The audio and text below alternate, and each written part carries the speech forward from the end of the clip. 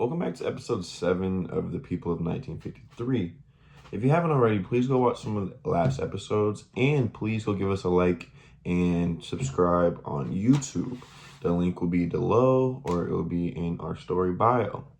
And so going off some of the last things, I put a poll up and I don't think we're going to keep doing episodes with 3. We might do it 2 just because it's easier to edit, and I'm not going to lie. It's easier to drop on a Tuesday and Thursday. It makes more sense. Each week we do a new episode or a new topic. So that's kind of where we're going to go with this. So today's topic goes off a conspiracy theory that shook the internet during the 2016. Some of you may have heard of it, some of you may not.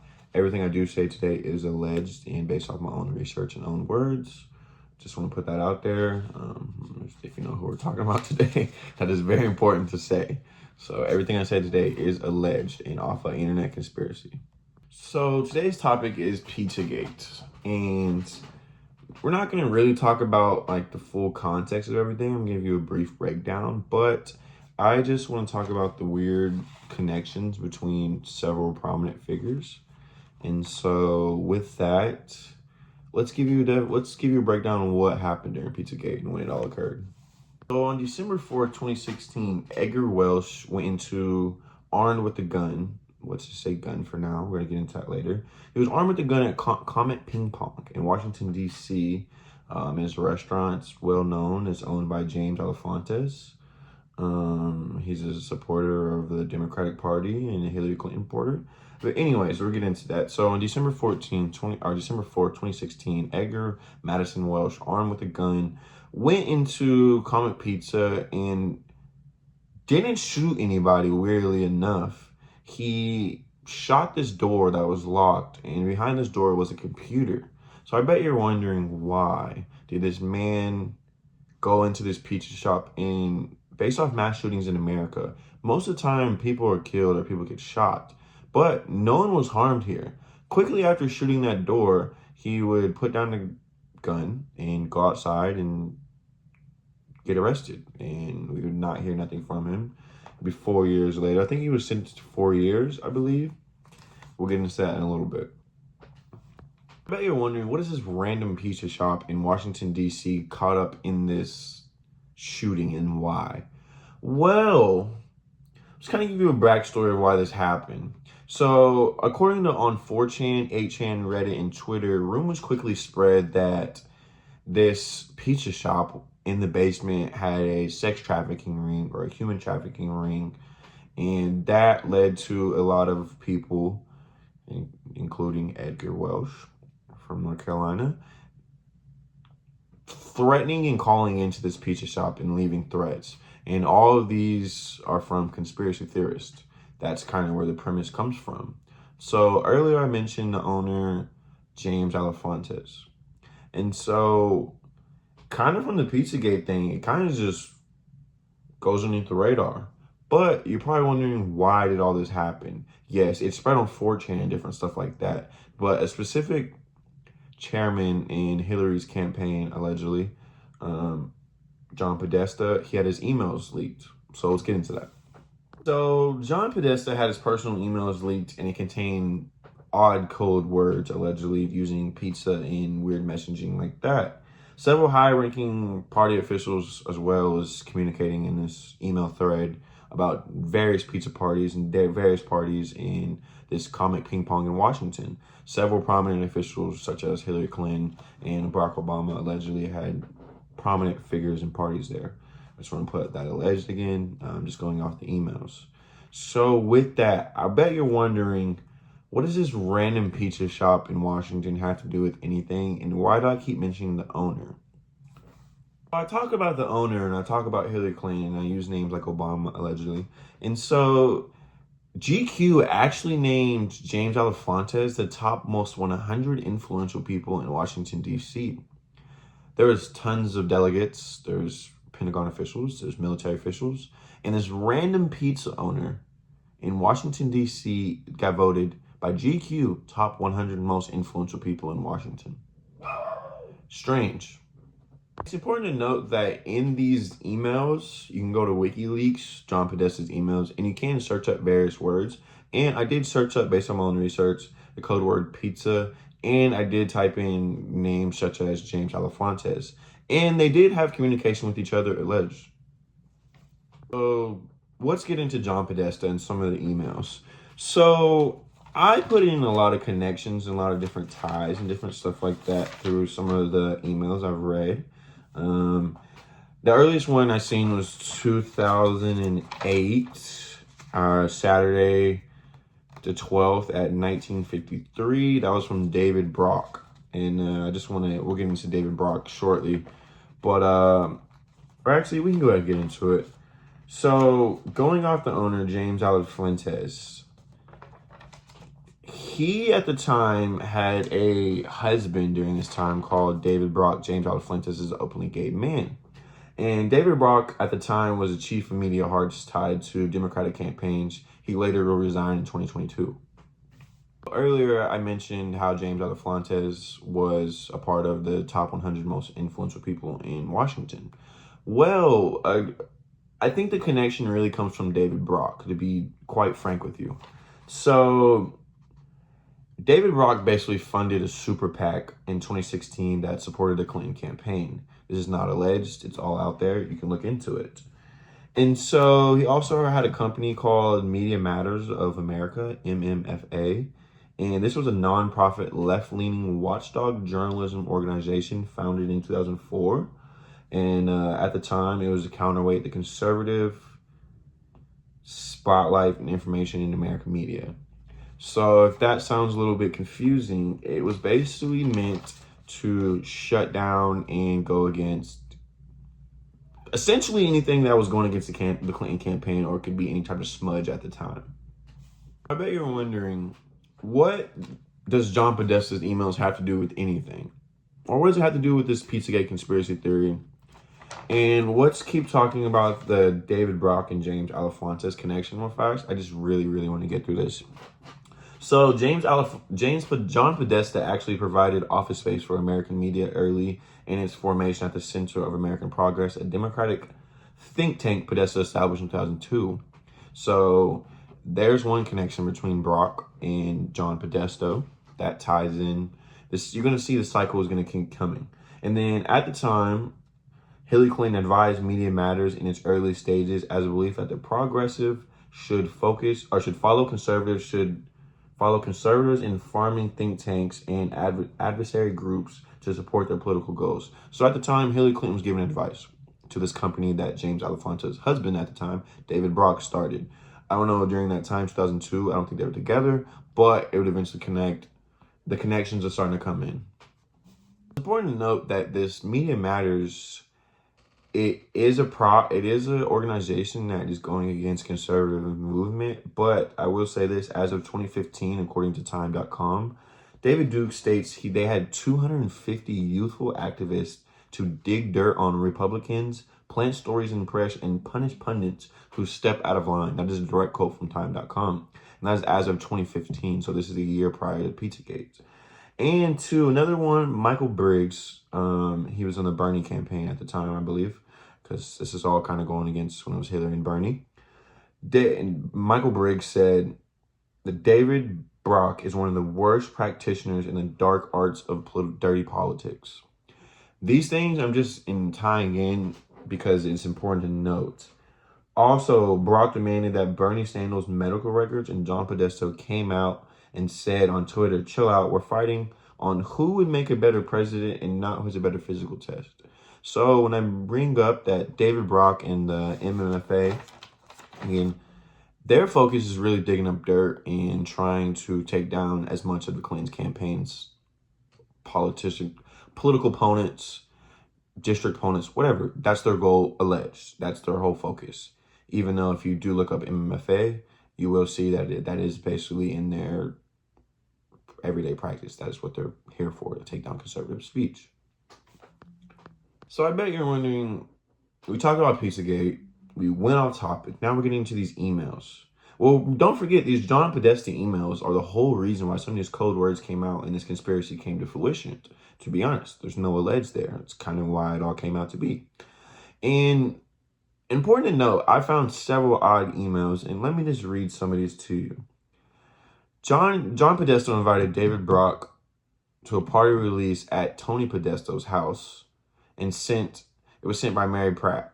And so it's like James Alefante's husband is having a book release party or a party at Tony Podesto's house.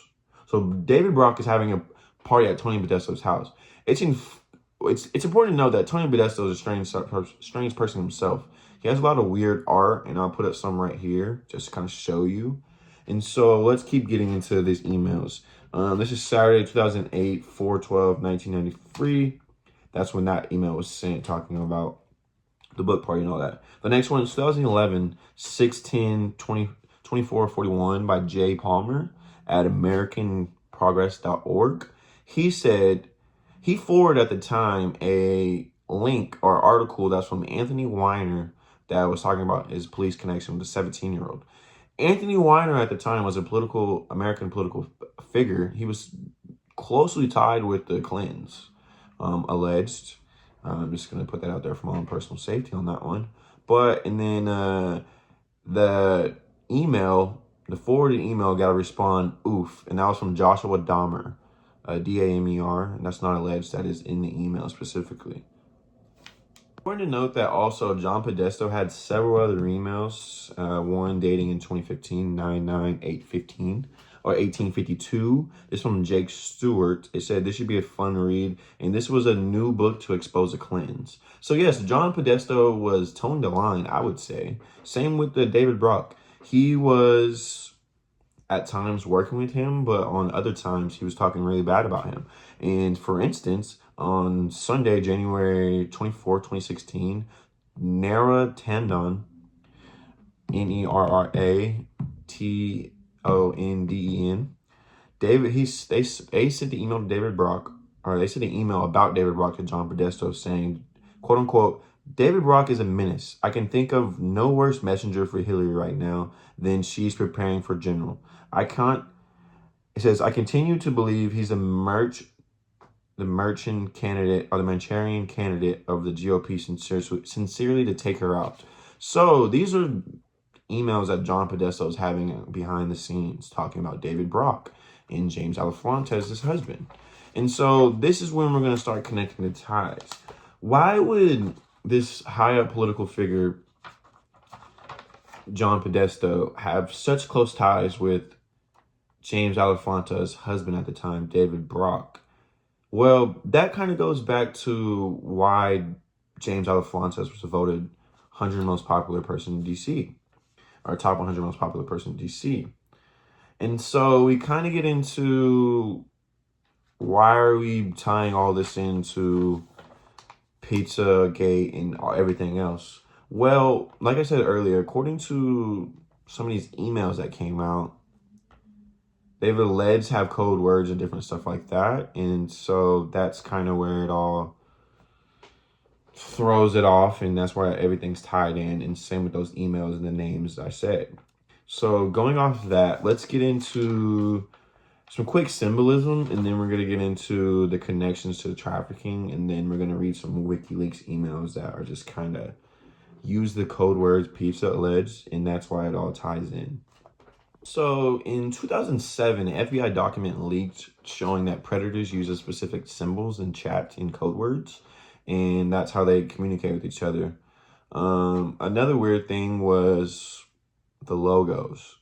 In Washington, D.C., there were several logos around, our pizza logos around this Comet place, Comet Ping Pong, that had similar logos, and it was just really, oddly enough, very similar to like the Namba logos, and some of them right here I'll show you.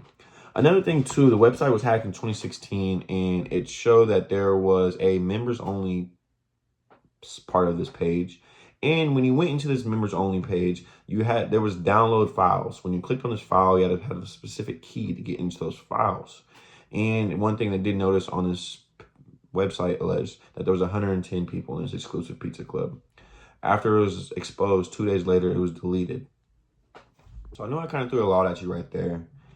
The main thing was saying all these, several restaurants around the area just had there was a bunch of weird things going on. From First, the FBI leaking those documents, which was many, many years later, about 9, I think, 10, no, about 9 years later, or 9 years prior. And so now we're getting to the symbolism. And there's actually, I mentioned there's a place, several pizza restaurants around there. One was Besta Pizza. It was 2 blocks down the street, and the logo was a blatant copy of a NAMBLA logo. And one thing that's oddly enough to say is that Andrew Klein, at the time, he was working as a human trafficking unit under President Obama, allegedly. A lot of people thought that Andrew Klein owned the restaurant, which at the time, he was just a commercial resident. Or if you look at the commercial resident ink, it said he's more possible of a lawyer and not the owner. But it's still strange that this pizza restaurant that has a NAMBLA logo and this guy, Andrew Klein, allegedly, that's so connected to the human trafficking unit under Obama, would own this restaurant, and yet this restaurant had the same logo as a NAMBLA logo. NAMBLA is a Boy Lover Association. And then quickly later, the logo would be changed. So we have Comet Pizza changing their logo because it looks familiar close to some of these symbols. And you have Besta. And then the Besta owner allegedly, their lawyer, having weird connection with human trafficking unit. A little odd, could be coincidence. Let's just go with that. Another thing I found in my own research is that the Comet logo actually has depictions of Moloch. And so if you don't know who Moloch is, that is the child god of sacrifice. I'll put a photo right here of comparison. Another weird thing that we can get into now is James Alefonte's Instagram. And speaking of Moloch, there was a photo on his Instagram, I'll put it up right here, of him getting a gift. And on that gift, it says Moloch on it. And if you don't know, Moloch is associated with a lot of occult rituals and different things like that. It's important to note that James Alefonte was a gay man. He had no kids, but his Instagram, he has several photos of kids. And there's just a weird connection between that and his Instagram would later go on private. And all the photos I have here are just kind of what I found through research and different stuff like that. So I bet we went through the symbolism. We went through John Podesta's emails. But at the same time, you're probably wondering, what does this have to do with Pizzagate? Well, I said earlier that John Podesta's emails got leaked and some of the code words used alleged was pizza and different stuff like that. One thing I did notice, some other words on my own accord, I found that pasta and walnut sauce was used several times throughout the email. More than a lot, more than you probably should use randomly. I don't know, he could just be a chef. Another thing is the pizza is also used a lot in the CP. And CP, if you don't know, child porn. And same with cheese pizza and different stuff like that. And in these alleged emails, there was a lot of pizza party and Hillary Clinton's pizza parties, talks. I'm just going off what I read in the emails. Some of the emails that have prominent words of using pizza or symbolism using pizza or references of using pizza, let's get into those. So on March 16th at 1805, subject Hillary Pizza Party, which is recurring a lot. It says, she's doing no Virginia event at 500 p.m. Do you want to do pizza or try to sell to Terry event? These quote direct words. Another one was January 6, 2014 at 10:12 p.m. This is from Tony Podesta to John Podesta. Would love to get a pizza for an hour or come over. Who gets a pizza for an hour or come over? Like, would love to get a pizza for an hour or come over. Strange.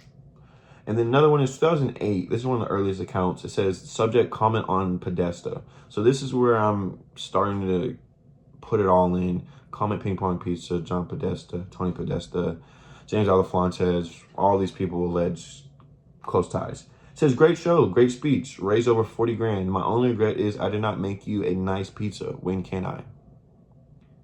It's a little odd thing to say if it was up to me. Another one is 2014, 12/16/307. This is from an organization, HimSandlersFoundation.org. It says, I just received a holiday package of pasta and walnut sauce.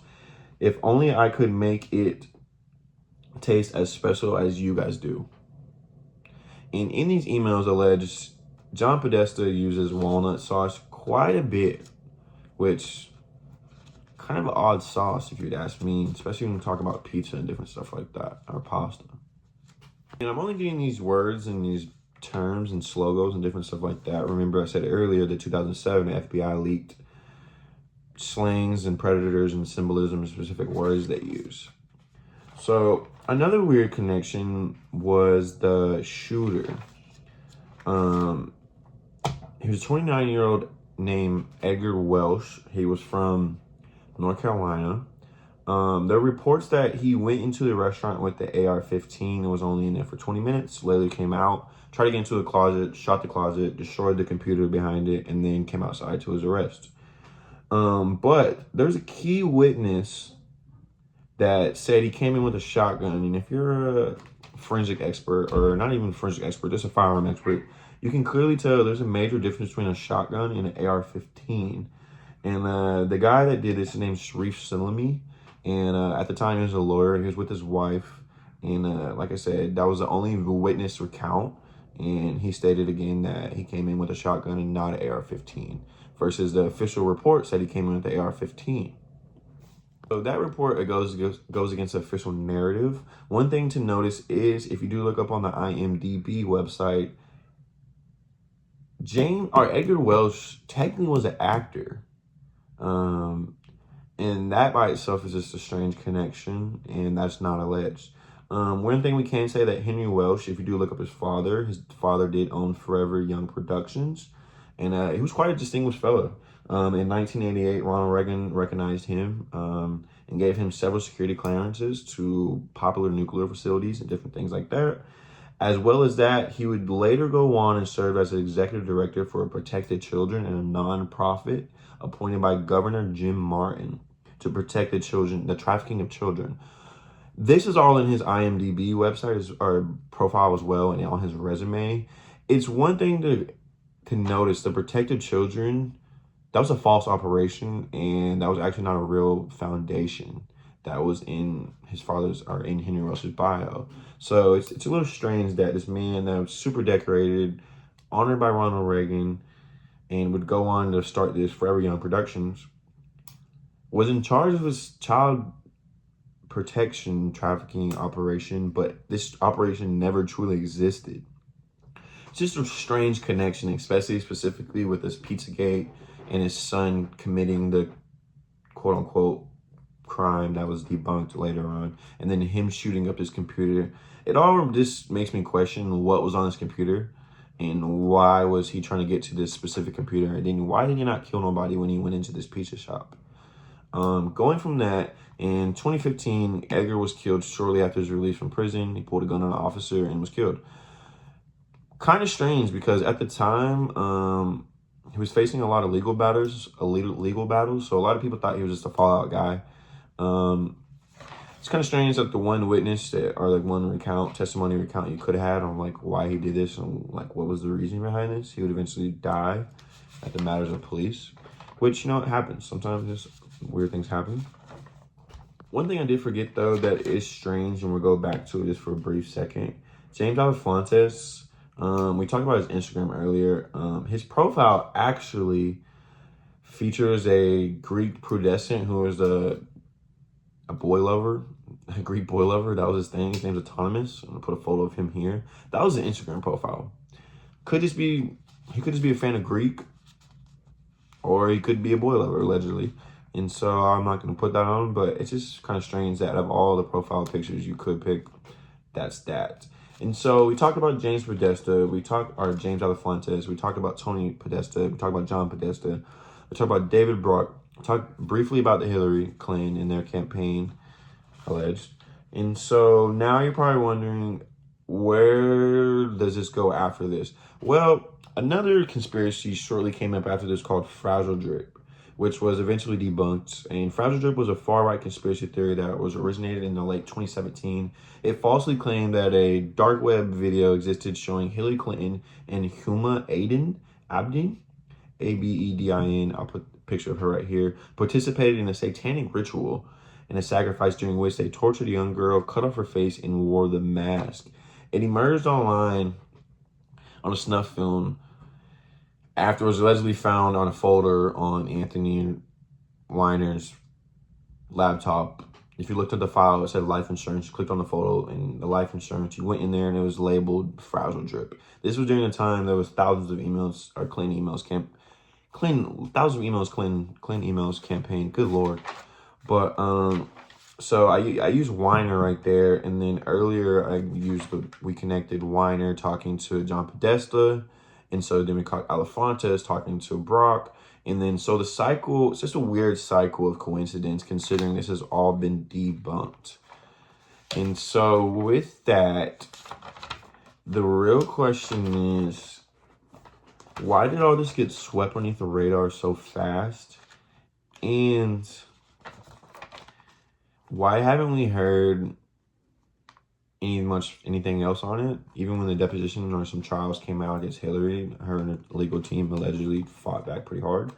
And so I think going forward, the next episode, we're really going to get into Frazzledrip and specifically why did this come into fruition, or more of Anthony Weiner's laptop leak versus John Podesta's laptop leak.